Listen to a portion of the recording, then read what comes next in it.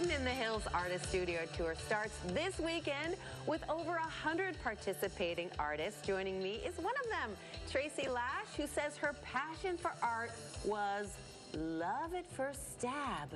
It was. Good morning, Tracy. Thank you so much for being here. Thank you for having me. Well, tell me about love at first stab. Well, I just tried needle felting, and as soon as I tried it, I loved it from the very first stab.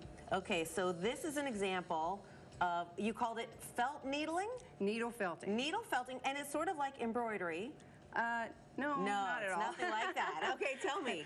So basically, you're sculpting wool with needles that have barbs on the end of them. Okay. So each needle has little barbs. Think of them kind of like the barb on a fish hook, except they go the same direction as the needle. Okay. And basically what happens is you're taking wool, you're laying it on other wool, and then you're using the needle with the barbs on the end to stab the wool down onto the other wool. You want to try it? Yes, I'd love to.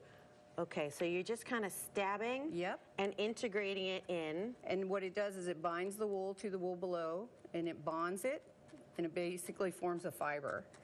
This is very therapeutic. It's super therapeutic because you're literally stabbing something. Yeah, I'm really getting a lot of my aggressions out here on this poor little Wow!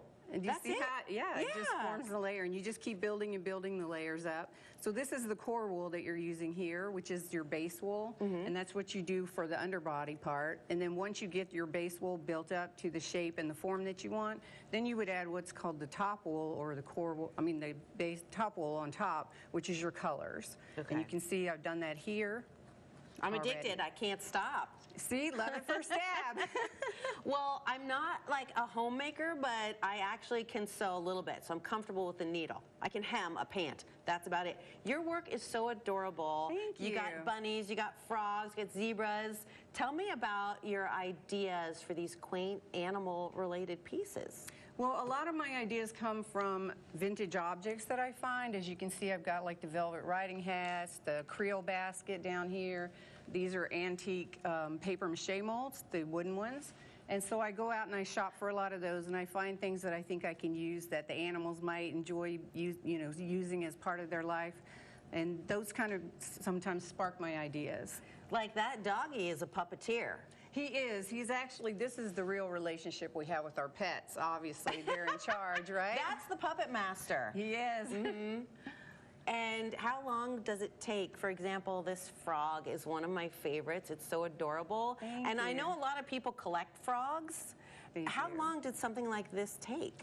This one took about 2 weeks, full time. Wow. So it's not an easy, quick process, but there's a lot of detail in this. It's beautiful, and obviously it's made with love, and if you give that, no one else is going to have anything like it. I don't duplicate any of my sculptures at all. That's the great thing about art as a gift. So let's talk about this tour. It's a self-guided tour. It is. It's free. There are over 100 artists. There's 179 artists in 44 studios this year.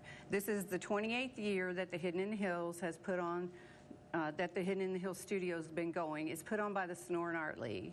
And you can find the details at hiddeninthehills.org. There's an interactive Google map that's on the site as well, which is really great because you can just follow along the Google map. So you follow the Google map and you just stop into artists' homes and home studios. It's a great opportunity to get a little holiday shopping done and to support local artists like Tracy. Thank you so much for showing us your gorgeous work, and thank you for letting me stab. Love Absolutely. And come see me in Studio 10.